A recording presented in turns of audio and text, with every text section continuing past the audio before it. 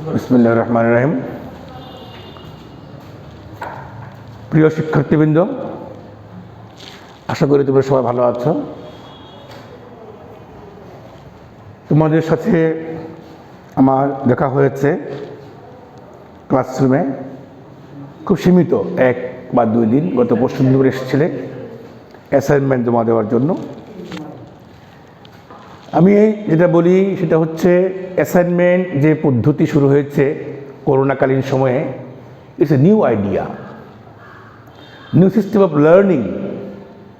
It is limited. It was unimaginable before COVID-19 period. But the reality has compelled us to take this new system assignment. তোমরা ঘরে বসে assignment করছো, দেখে দেখে শুনে শুনে আলোচনা করে করে। তারপরেও আমরা চাচ্ছি, সরকার চাচ্ছেন ছেলেমেয়েরা, শিক্ষার্থীরা যেন অন্ততপক্ষে কিছুটা হলেও লেখাপড়া যুক্ত থাকুক। এটা কিন্তু আসলে পূর্ণ লেখাপড়া নয়, এটাই বাস্তব। তোমরা ক্লাসে আসবে, বসবে, কথা শুনবে, আলোচনা করব, প্রশ্নোত্তর হবে, সিলেবাস অনুযায়ী আমরা পড়া শেষ করব। That is complete system of learning. এটি হচ্ছে একটি পরিপূর্ণ শিক্ষা ব্যবস্থা।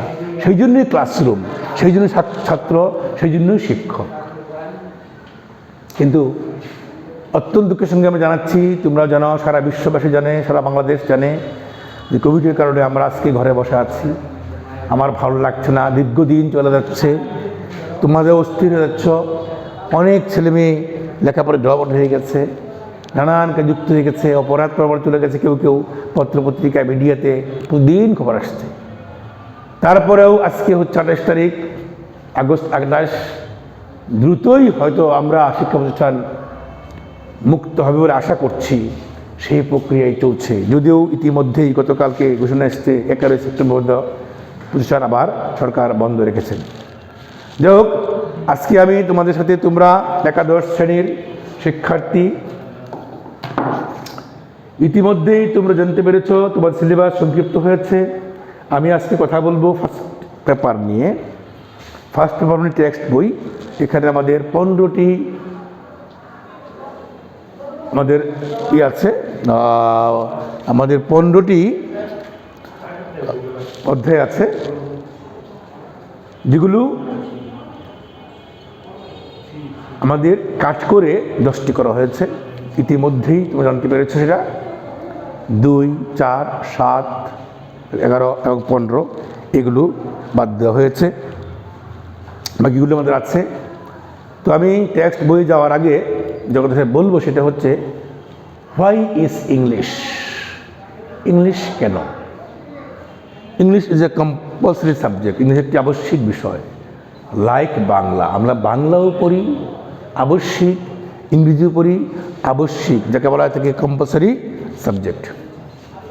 কিন্তু বাংলাদেশের একজন শিক্ষার্থী ইন্টারমিডিয়েট লেভেলে বাংলা পড়ে, বাংলা নাটক আছে, বাংলা উপন্যাস আছে, কবিতা আছে, গ্রামার আছে, এইসব নিয়ে হচ্ছে বাংলা বিষয়। আমাদের ইংলিশেও টেক্সট বই আছে, গল্প আছে, গ্রামার আছে, প্যারাগ্রাফ আছে, এসে আছে, ফ্রি হ্যান্ড রাইটিং আছে, অ্যাপ্লিকেশন আছে, বিভিন্ন ধরনের আইটেম নিয়ে হচ্ছে ইংরেজি একটা টোটাল বিষয় 2 পেপারের উপর। আমি যদি বলতে চাচ্ছিলাম ছিল, 2 বছর একজন শিক্ষার্থী বাংলা পড়ে যা শিখে, যা লিখে, যা বলতে পারে, ইংলিশ পড়ে কিন্তু পাচ্ছে না। কিন্তু দুটাই আবশ্যিক বিষয়। অর্থাৎ আমাদের বাংলাদেশে একটি বাচ্চা জন্মের পর থেকে বাংলা ভাষার সাথে পরিচিত হয়।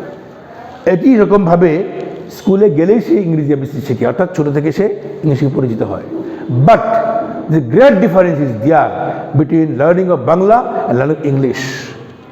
ইংলিশ মাতৃভাষা হলেও, বাংলা মাতৃভাষা হলেও সে আবশ্যিক, ইংলিশ মাতৃভাষা না হলেও সে আবশ্যিক। কিন্তু পারিপার্শ্বিকতার কারণে, বাস্তব কারণে, সামাজিক কারণে, পারিবারিক কারণে আমাদের ছেলেমেয়েরা ইংলিশ হাতে কলমে শেখার থেকে বঞ্চিত হয়। তো মানে হচ্ছে, বাংলা সে সারাদিন শিখছে, ঘরে বাইরে, পরিবারে, প্রতিষ্ঠানে, রাস্তাঘাটে বাজারে বন্ধু বান্ধবের সঙ্গে আত্মীয় স্বজনের সে একটা বাংলা একটা চর্চা হচ্ছে, প্র্যাকটিস হচ্ছে। But the practice of English is limited, it is practised only in the institutions, শুধুমাত্র প্রতিষ্ঠানে পড়া হয়ে থাকে, শিক্ষকরা পড়িয়ে থাকেন, ছেলেমেয়েরা বেশিরভাগ ক্ষেত্রে পাশের জন্য পড়ে থাকে, not for learning, only for passing. It is fact, বাস্তব। বাট রিমেম্বার ওয়ান থিং, মনে রাখবে একটি বিষয়, সেটা হচ্ছে English will never leave you. English কখনো ত্যাগ করবে না, তুমি করলে সে করবে না। Because now we are global, we are living in the global village. এখন আমরা কিন্তু বিশ্ব গ্রামে বাস করি, যেমন আমার প্রতিবেশী, যেমন আমার গ্রাম, যেমন শহরের মহল্লা, যেরকম আজকে আমরা বিজ্ঞানের সুবাদে, বিজ্ঞানের আশীর্বাদে আমরা আজকে সারা বিশ্বকে বলছি গ্লোবাল ভিলেজ, তার মানে বিশ্বগ্রাম। That means the world has been very closed, it is in my hand. We are using mobile always, net and mobile has made the world very close to us. আমরা সারাদিন মিডিয়ায় দেখছি বাংলা খুব limited, ইংলিশেই বেশি। কাজেই আজকে জগতে আমি যদি শুধু পাশের যদি ইংলিশ পড়ি তাহলে আমি কিন্তু রক্ষা পাবো না। কারণ আমাদের বাংলাদেশের প্রেক্ষাপটে লেখাপড়া মানে হচ্ছে সার্টিফিকেট নেওয়া, শিক্ষিত হওয়া এবং একটা চাকরির সন্ধান করা। প্রায় সবাই এই কাজটা করে থাকে। চাকরি হোক বা না হোক, জীবন চালাতে হবে। জীবন চালাতে গিয়ে ঘরে বসতে হবে না। আর আমার যে বাংলাদেশ, বাংলা ভাষাভাষী যে আমাদের অঞ্চলটা আছে, সেইটুকু দিয়ে আমার এই গ্লোবাল ভিলেজের চাহিদা পূর্ণ হবে না। বাংলা ভাষা আমরা শিখে ফেলেছি, অনেক শিখেছি, যেটুকু শিখতে আর লাগবে না। কিন্তু আমার বিশ্ব গ্রামের বাসিন্দা হিসাবে টিকে থাকার জন্য, উন্নতির জন্য, নিজের স্বার্থে, দেশের স্বার্থে, বিশ্বের স্বার্থে আমাকে এই যে বিশ্বগ্রাম, আরেকটি ভাষা পৃথিবীতে আছে, সেটা হলো কি ইংলিশ, কি ওয়ার্ল্ড ল্যাঙ্গুয়েজ। তাহলে যে গ্রামে আমরা বাস করছি, বিশ্ব গ্রাম, সেই ভাষা আছে, তার নাম হচ্ছে কি ওয়ার্ল্ড ল্যাঙ্গুয়েজ।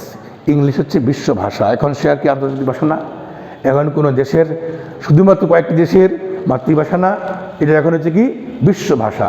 কাজে যদি বিশ্বের অধিবাসী হিসাবে আজকের জগতে ফার্স্ট ওয়ার্ল্ড, দ্রুত বিশ্ব হয়ে গেছে, communication is very very Swift communication.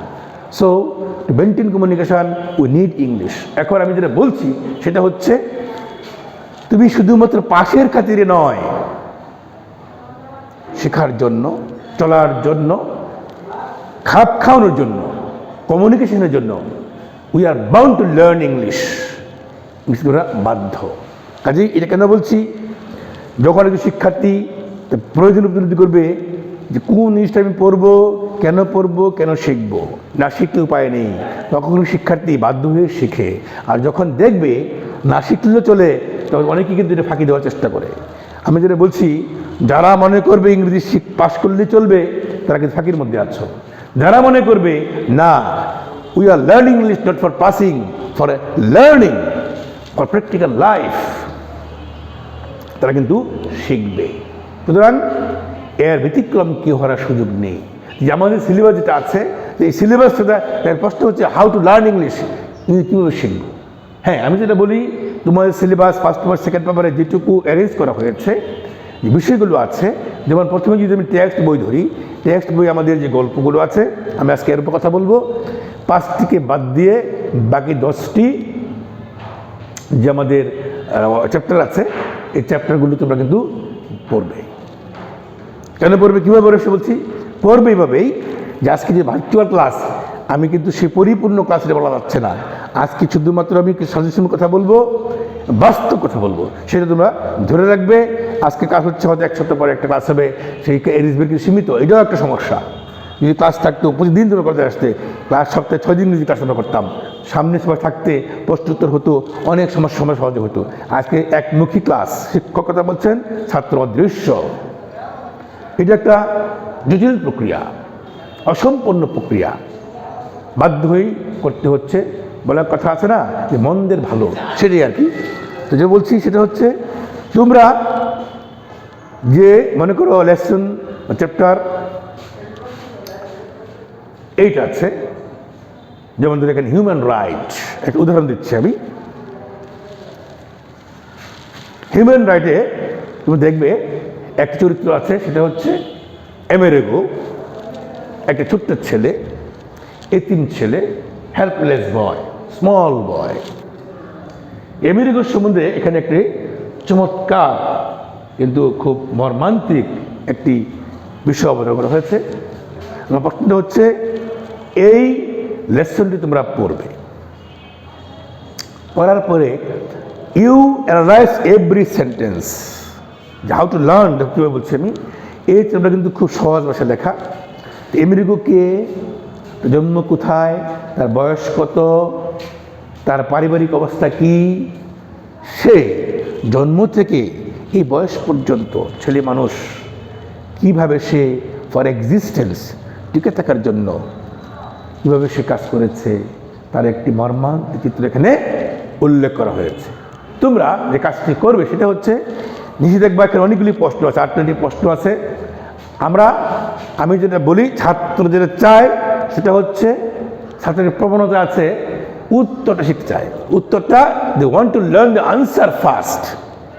সম্পূর্ণ একটি বিপরীত কথা, কারণ আগে ক্ষেত্র পরে ফসল, না পরে আগে ফসল পরে ক্ষেত, আগে ক্ষেত পরে হচ্ছে ফসল, ক্ষেত না হলে ফসল হবে না। আমি যেটা বলি সেটা হচ্ছে, ফার্স্ট লার্নিং, দেন কোশ্চেন, দেন আনসার। 1 নম্বর হচ্ছে পড়া, 2 নম্বর হচ্ছে প্রশ্ন, 3 নম্বর হচ্ছে উত্তর। আর ছাত্ররা মনে করে উত্তরটা পেয়ে গেলে বেঁচে গেলাম। এই যে বেঁচে যাওয়ার একটা প্রবণতা, ফাঁকি দেওয়ার প্রবণতা, তাতে কিন্তু আমাদের শিক্ষাকে ক্ষতিগ্রস্ত করছে, ছাত্ররা স্থায়ীভাবে ক্ষতিগ্রস্ত হচ্ছে। ওখানে না গিয়ে মনে রাখবে যে যদি তুমি শিখো, আর এই কাজ কেন করে, একটি উদ্দেশ্য, সে পরীক্ষা পাশ করার জন্য। আমরা যেটা বলি সেটা হচ্ছে, পরীক্ষা পাশ কোনো বিষয় নয়। তোমার জন্য পাশ আবশ্যিক, অবশ্যই তুমি পাশ করবে। তাহলে ভয় চলে গেল। দেখি যেটা আমার সিলেবাসে আছে, first follow the syllabus, complete the syllabus, forget exam, পরীক্ষা ভুলে যাও, ফরগেট কোশ্চেন, প্রশ্ন ভুলে যাও, শুধুমাত্র তুমি ক্ষেত্র প্রস্তুত করো, ফসল অটোমেটিক আসবে। সেটা কি, তুমি প্রথমে টেক্সট আমেরিগো উদাহরণ দিচ্ছি, বলি আমেরিগোর সম্বন্ধে তুমি পড়ো। এখানে দেখবে আমেরিগোর নাম, তার বাবা মায়ের পরিচয়, তার বয়স, দ্য স্ট্রাগল ফর এক্সিস্টেন্স, টিকে থাকার জন্য তার যে সংগ্রাম, ছোট্ট ছেলে, এই একটা বাস্তব পরিবেশের উল্লেখ করা হয়েছে। এখন 1-1.5 পৃষ্ঠা তুমি, কিন্তু কথা আছে এখানে, সহজ হলেও কিন্তু বাংলাদেশের মানুষ হিসেবে তুমি কিন্তু ইংরেজি সব সময় জানো না, আর একটি লেসন পড়তে গেলে তুমি সব সেন্টেন্স বুঝবেও না, বাস্তব।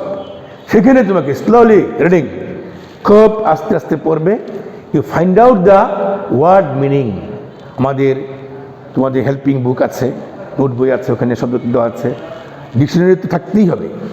ওখান থেকে তুমি যে শব্দগুলো অপরিচিত জানো না, অর্থগুলো আগে তুমি উদ্ধার করবে। উদ্ধার করে তুমি আস্তে আস্তে মনোযোগ সহকারে প্রথম থেকে শেষ পর্যন্ত পড়বে। তো দেখবে তুমি কেমন বুঝেছ, সেন্টেন্সগুলো কেমন।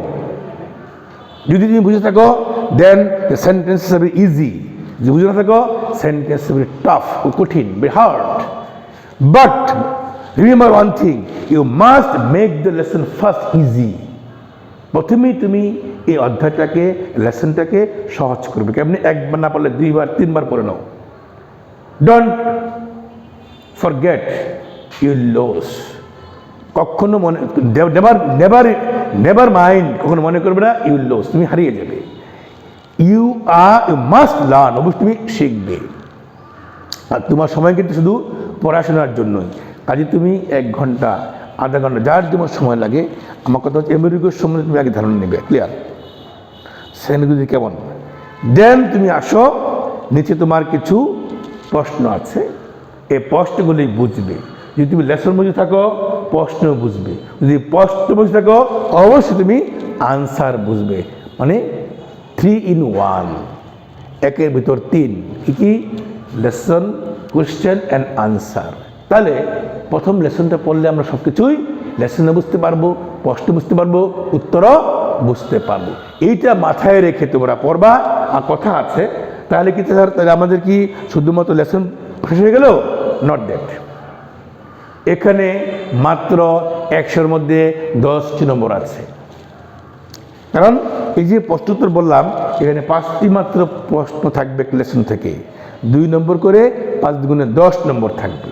কিন্তু this 5 questions will help you to learn English a great deal. তোমাকে ইংলিশ শেখার জন্য এই পদ্ধতি বা এই প্রক্রিয়া অনেক সাহায্য করবে। কারণ আমাদের ভাষা ছাড়া কিন্তু গ্রামার নয়, ভাষা ছাড়া প্যারাগ্রাফ নয়, ভাষা ছাড়া এসে নয়, ভাষা ছাড়া অ্যাপ্লিকেশন নয়, ভাষা ছাড়া অন্য কোনো আইটেম নয়। If you know the language, everything will be easy to you. যদি ভাষা যেন সব কিছুই সহজ হয়ে যাবে। যেমন টেক্সটে আরও কিছু কাজ আছে, আমাদের লিখতে হবে একটা সামারি। সামারি মানে কি? সারসংক্ষেপ বা সারমর্ম।